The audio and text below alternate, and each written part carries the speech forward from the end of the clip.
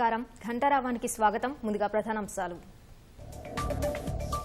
ప్రజా సమస్యల పరిష్కారానికి గ్రామ పట్టణ సభలు పారదర్శకంగా ఉద్యోగ నియామకాలు జరగాలని సీఎం ఆదేశం.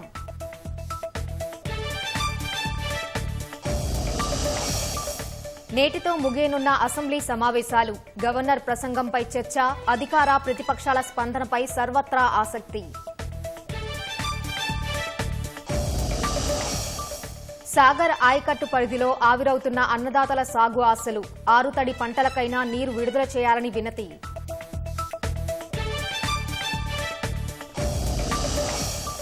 దేశంలో అరాచకం సృష్టించేందుకే పార్లమెంటులో చొరబాటు. ప్రభుత్వంపై ఒత్తిడికి కుట్ర పన్నారని పోలీసుల వెల్లడి.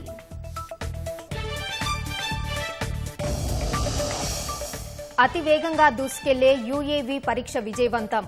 పూర్తి స్వదేశీ పరిజ్ఞానంతో అభివృద్ది చేసిన డిఆర్డీఓ.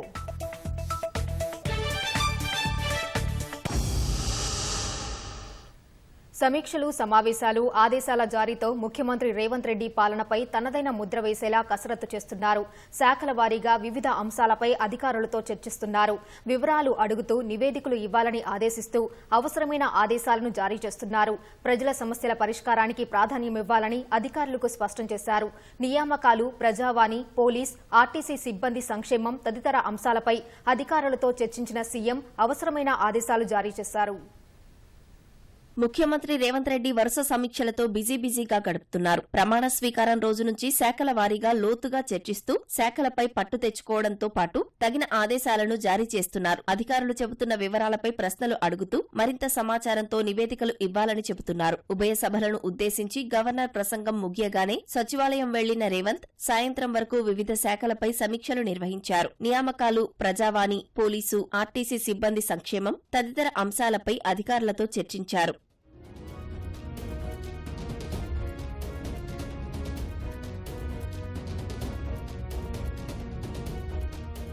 నెలలో 2 రోజుల పాటు పట్టణ, గ్రామ సభలు నిర్వహించి ప్రజల సమస్యలు పరిష్కరించేలా చర్యలు తీసుకోవాలని అధికారులను ముఖ్యమంత్రి ఆదేశించారు. స్థానికంగానే సమస్యలు పరిష్కారమైతే హైదరాబాద్ వరకు వచ్చే అవసరం తగ్గుతుందని పేర్కొన్నారు. నిర్దేశిత గడువులో వేగంగా పరిష్కరించేలా చర్యలు చేపట్టాలని స్పష్టం చేశారు. ప్రజల ఫిర్యాదులు, వినతులను డిజిటలీకరణతో పాటు అవి ఏ దశలో ఉన్నాయో ప్రజలకు తెలియజేయనున్నారు. ప్రజావాణికి అద్భుత స్పందన వస్తున్నందున ఫిర్యాదుల స్వీకరణకు టేబుళ్లను పెంచి మంచినీరు, ఇతర వసతులు కల్పించారు. ప్రజలకు ఎలాంటి ఇబ్బంది కలగకుండా చూడాలని, శిక్షణలో ఉన్న ఐఏఎస్ అధికారుల సేవలను కూడా వినియోగించుకోవాలని సూచించారు. సచివాలయంలో మంత్రులను కలిసి సమస్యలు చెప్పుకునేందుకు నిర్దిష్ట సమయం కేటాయించి ప్రత్యేక పాసులు ఇచ్చే అంశంపై అధ్యయనం చేయాలని అధికారులకు సీఎం సూచించారు. రాష్ట్ర ఆవిర్భావం నుంచి ఇప్పటి వరకు జరిగిన ఉద్యోగ నియామకాలపై నివేదిక ఇవ్వాలని ముఖ్యమంత్రి ఆదేశించారు. నియామక ప్రక్రియలో లోటుపాట్లతో పాటు వాటిని అధిగమించేందుకు అవసరమైన చర్యలు సూచిస్తూ నివేదికలు ఇవ్వాలని తెలిపారు. అత్యంత పారదర్శకంగా, అవకతవకలు లేకుండా ఉద్యోగ నియామకాలు చేపట్టేలా చర్యలు తీసుకోవాలని ఆదేశించారు. పోలీసు నియామక ప్రక్రియను వెంటనే చేపట్టాలని ఆదేశించారు. పోలీసు, ఆర్టీసీ సిబ్బంది సంక్షేమంపైన సీఎం సమీక్ష నిర్వహించి 7 ఏళ్లుగా నిలిచిపోయిన హోంగార్డుల నియామకాలను తక్షణం చేపట్టాలని ఆదేశించారు.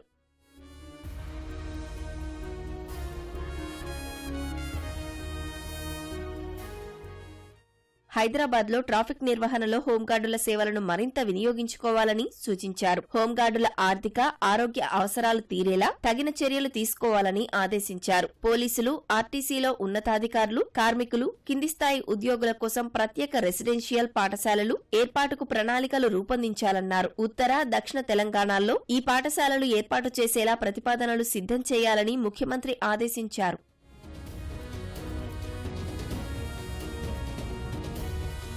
తెలంగాణ రాష్ట్ర సాధన కోసం డీఎస్పీ ఉద్యోగానికి రాజీనామా చేసిన నళినికి అదే ఉద్యోగాన్ని ఇవ్వటానికి ఇబ్బంది ఏంటని ముఖ్యమంత్రి అధికారులను అడిగారు. ఉద్యోగాలకు రాజీనామా చేసి ఎన్నికల్లో పోటీ చేసి ఓడిపోయినా చాలా మంది తిరిగి ఉద్యోగాల్లో చేరారని గుర్తు చేశారు. తెలంగాణ కోసం ఉన్నత ఉద్యోగాన్నే వదిలిపెట్టిన నళిని విషయంలో అభ్యంతరాలు ఎందుకుండాలన్నారు. తెలంగాణ రాష్ట్రం కోసం రాజీనామా చేసిన నాయకులకు పదవులు వచ్చినప్పుడు నళినికి ఎందుకు అన్యాయం జరగాలన్నారు. ఉద్యోగం చేసే ఆసక్తి ఉంటే నళినిని వెంటనే ఉద్యోగంలో తీసుకోవాలని సీఎస్, డీజీపీలను సీఎం ఆదేశించారు. ఒకవేళ నిబంధనలు అడ్డొస్తే అదే హోదాలో ఇతర శాఖలో ఉద్యోగాన్ని ఇవ్వాలని సూచించారు.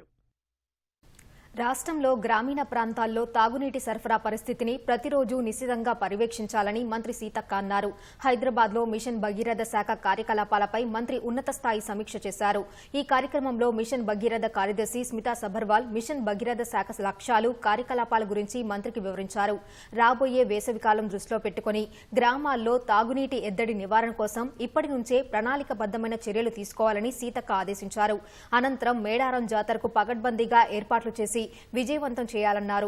త్వరలో మేడారం జాతరపై ఆయా ప్రభుత్వ శాఖలతో ఉన్నతాధికారులతో ప్రత్యేక సమావేశం నిర్వహిస్తామని తెలిపారు.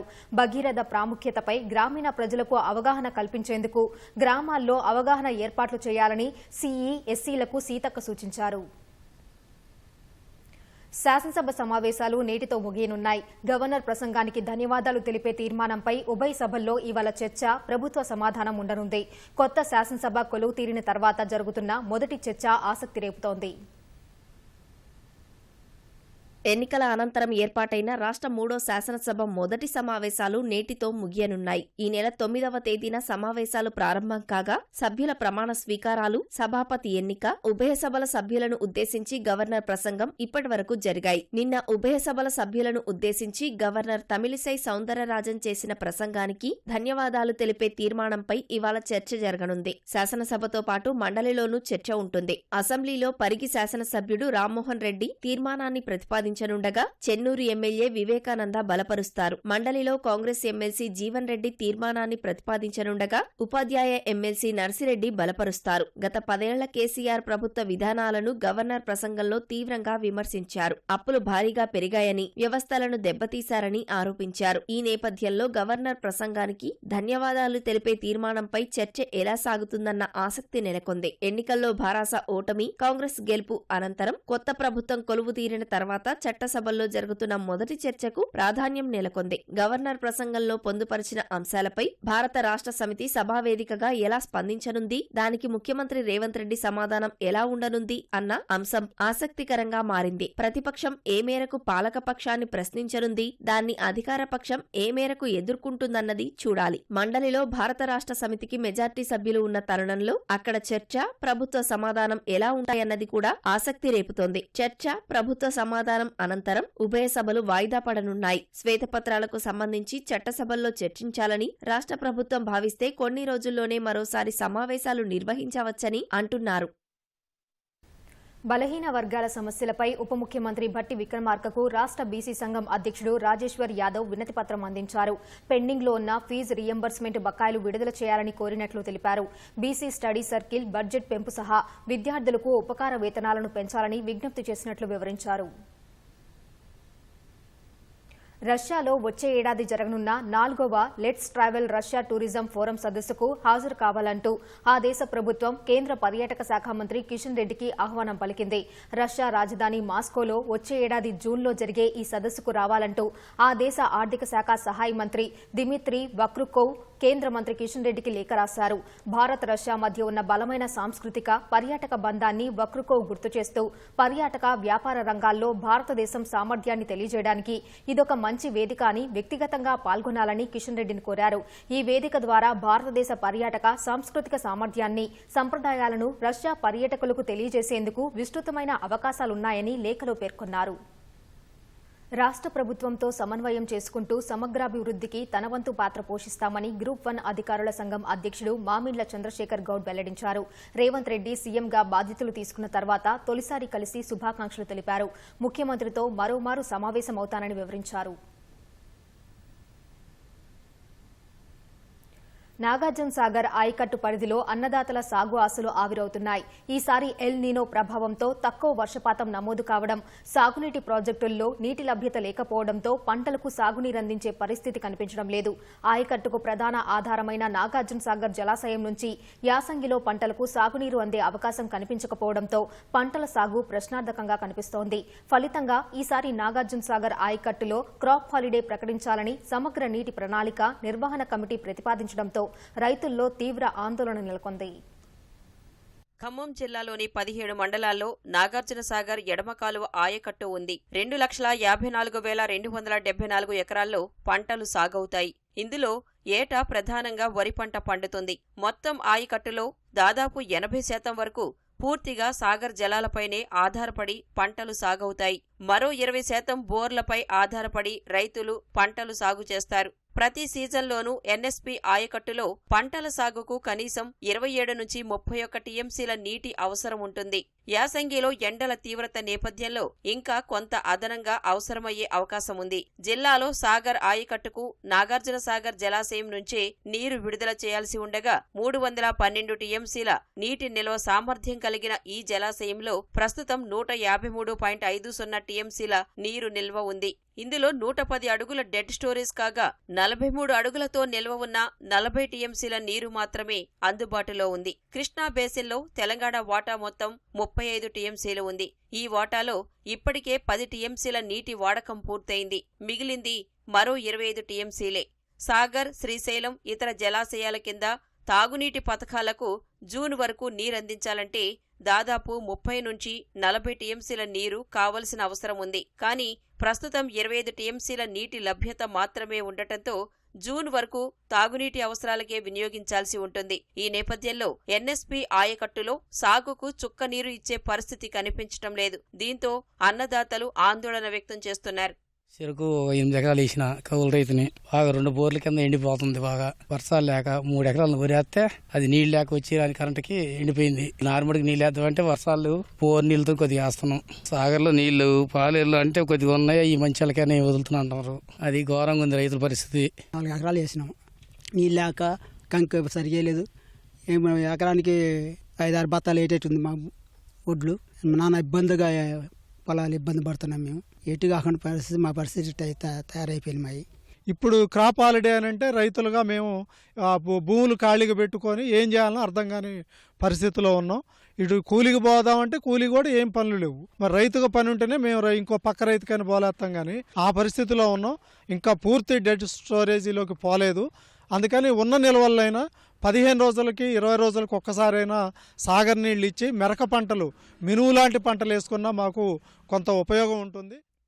ఆయకట్టుకు సాగునీరు అందే పరిస్థితి లేకపోవడంతో ఈసారి ఎన్ఎస్పీలో పంటల సాగు అగమ్య గోచరంగా తయారైంది. బోర్లు, బావుల కింద సాగయ్యే ఆయకట్టులో మాత్రమే పంటలు సాగయ్యే పరిస్థితి ఉంది. మిగిలిన దాదాపు 2 లక్షల ఎకరాల ఆయకట్టు పరిధిలోని భూములన్నీ బీడుగా ఉండాల్సిందేనన్న అభిప్రాయం వ్యక్తమవుతోంది. సాగర్ నుంచి సాగునీరందక ఇటు వర్షాల ఊసులేక ఎలా పంటలు సాగు చేసుకోవాలో అర్థం కాక ఆయకట్టు పరిధిలోని రైతులు మదన పడుతున్నారు. ఇప్పుడన్నా కొంచెం మొక్కజొన్న కానీ ఆరుదడి పనులకి ఏమన్నా 15 రోజులకు తడిన అయితే కొంచెం మాకు 4 ఏళ్ళు ఇంట్లోకి పోతాయని చెప్పేసి మీ గవర్నమెంట్ కోరుతున్నాం మీ ద్వారాగా.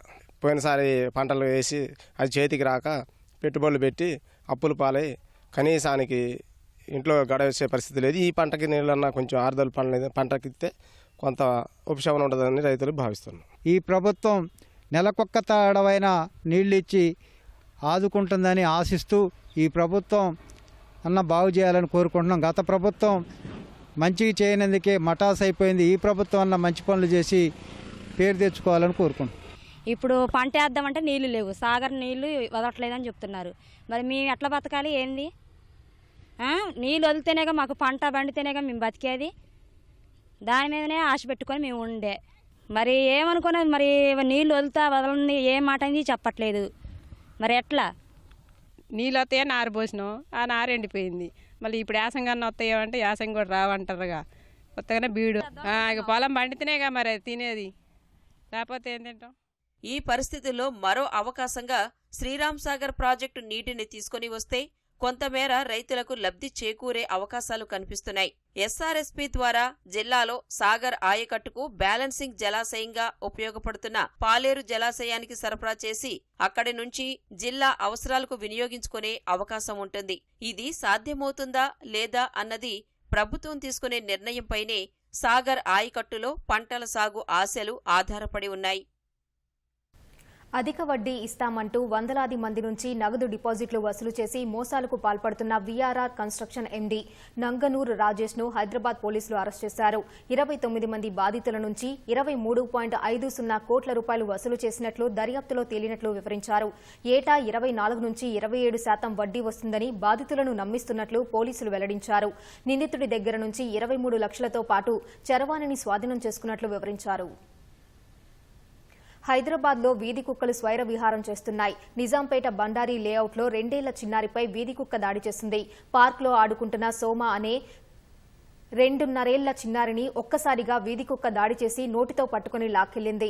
స్థానికులు గమనించి కుక్కను వెంబడించడంతో కుక్క పాపను వదిలేసింది. చిన్నారి మెడకు తీవ్ర గాయమైంది. దిల్సుఖ్ నగర్లోని శాంతినగర్లో ఇంటి ముందు ఆడుకుంటున్న ఓ బాలుణ్ణి వీధి కుక్కలు దాడి చేసి తీవ్రంగా గాయపరిచాయి. దాడి దృశ్యాలు సీసీ కెమెరాలో నమోదయ్యాయి.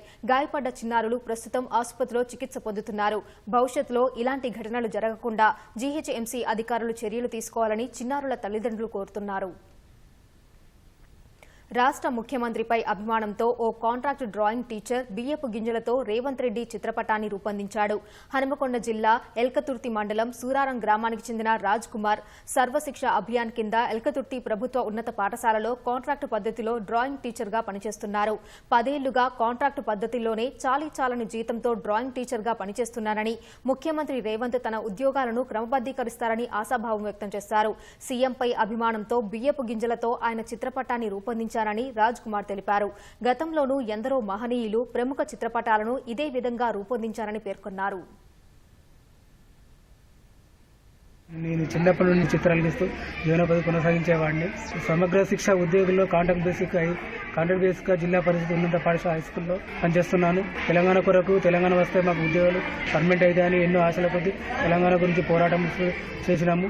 తెలంగాణ వచ్చినా కానీ ఇప్పటి వరకు మా ఉద్యోగులకు పర్మనెంట్ చేయలేదు తెలంగాణ ప్రభుత్వం.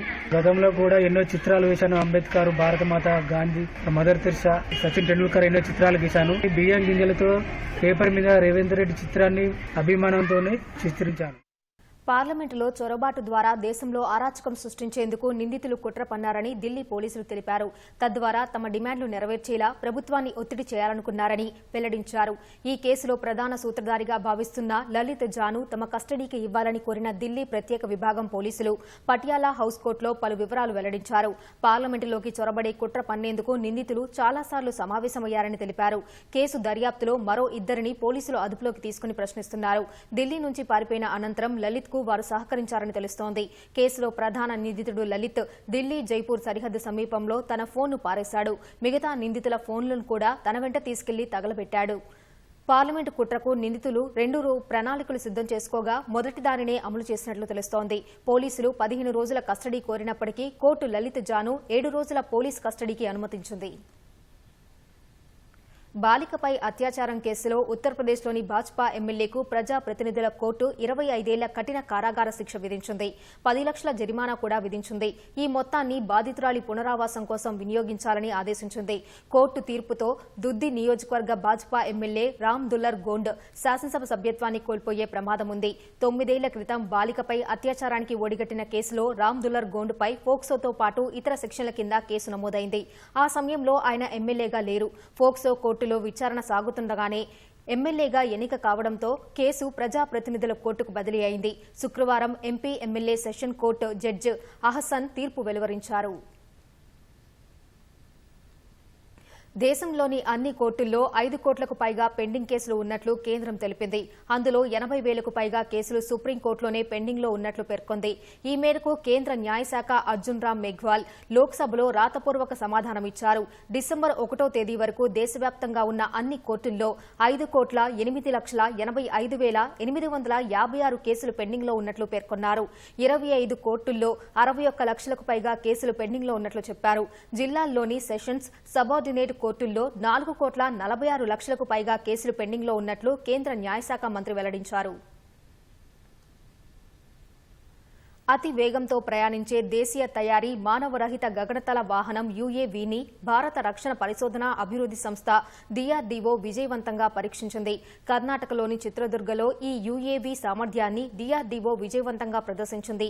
తద్వారా ఈ ఆధునిక సాంకేతిక కలిగిన కొద్ది దేశాల్లో భారత్ చేరిందని రక్షణ మంత్రిత్వ శాఖ ప్రకటించింది. రక్షణ బలగాలు వినియోగించే ఈ యుఏవీ పరీక్ష విజయవంతం కావడం దేశీయ సాంకేతికత సంసిద్దతలో మెరుగుదలను చాటుతోందని రక్షణ శాఖ పేర్కొంది. ఈ విజయంపై రక్షణ మంత్రి రాజ్నాథ్ సింగ్ హర్షం వ్యక్తం చేశారు. DRDOను అభినందించారు. అతివేగ UAVని అభివృద్ధి చేయడం దేశీయ సాయుధ బలగాలను మరింత బలోపేతం చేస్తుందని రాజ్నాథ్ చెప్పారు.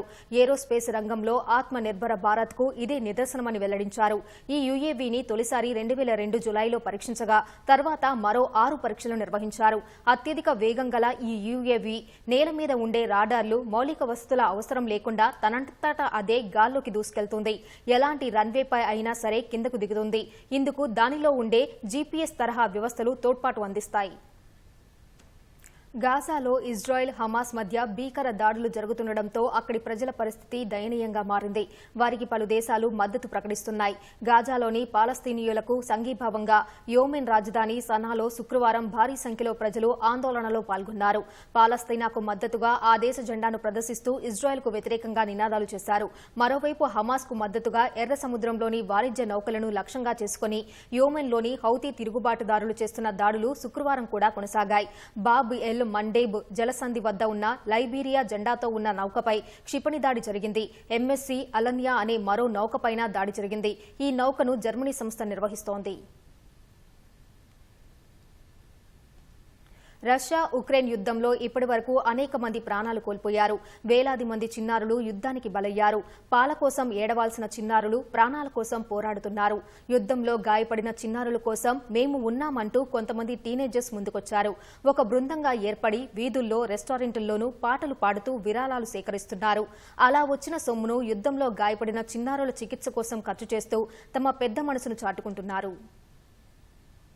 ఉక్రెయిన్ రష్యా యుద్ధం లక్షల సంఖ్యలో ప్రాణాలను బలికొన్నది. ఈ యుద్ధంలో వేలాది మంది చిన్నారులు సైతం ప్రాణాలు కోల్పోయారు. యుద్ధం కారణంగా వందలాది మంది పసిబిడ్డలు గాయపడ్డారు. ఆటబొమ్మలతో సాగలిసిన వారి పసితనం బాంబు పేలుళ్ల మధ్య బిక్కుబిక్కుమంటూ గడపాల్సిన పరిస్థితులు ఏర్పడ్డాయి. అలాంటి వారి కోసం మేమున్నాం అంటూ ఉక్రెయిన్ కు చెందిన 15 మంది టీనేజర్స్ ముందుకొచ్చారు. ఒక బృందంగా ఏర్పడి యుద్ధంలో గాయపడిన చిన్నారుల కోసం విరాళాలు సేకరిస్తున్నారు. సంగీత కచేరీలు నిర్వహిస్తూ నిధులు సేకరిస్తున్నారు. వీధుల్లోనూ, కేఫ్లోనూ, రెస్టారెంట్ లోను వివిధ ప్రాంతాల్లో సంగీత కచేరీలు చేస్తూ విరాళాలు స్వీకరిస్తున్నారు. అలా వచ్చిన సొమ్మును ఆస్పత్రుల్లో ప్రాణాల కోసం పోరాడుతున్న చిన్నారుల వైద్యం కోసం ఖర్చు చేస్తూ తమ పెద్ద మనసును చాటుకుంటున్నారు. ఇప్పటి వరకు 13,000 మంది చిన్నారులు, 7,000 మంది తల్లిదండ్రులకు సహాయం చేసినట్లు టీనేజర్ల బృందం తెలిపింది. అంతేకాకుండా తమ సంగీతంతో యుద్ధం కారణంగా ఒత్తిడికి గురైన వారికి మానసికోల్లాసం కలిగించేందుకు ప్రయత్నిస్తున్నామని వెల్లడించింది. తాము ఉక్రెయిన్ సైన్యం కోసం కూడా విరాళాలు సేకరించినట్లు టీనేజర్ల బృంద సభ్యులు తెలిపారు.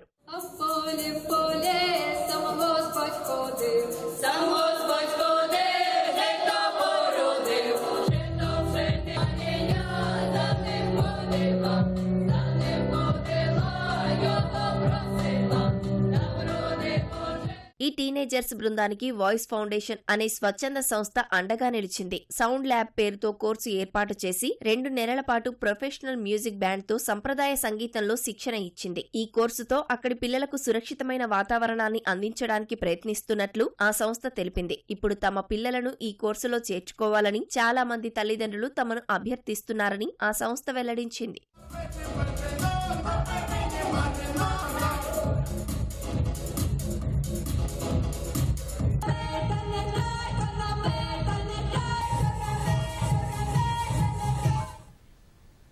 తెలంగాణ బతుకు చిత్రాలు నగరవాసులను ఆకట్టుకుంటున్నాయి. హైదరాబాద్ సోమాజిగూడలో పిక్సెల్ పర్ఫెక్ట్ పేరుతో హ్యామ్టెక్ ఫ్యాషన్ ఇన్స్టిట్యూట్ విద్యార్థులు ఫోటో ప్రదర్శన ఏర్పాటు చేశారు.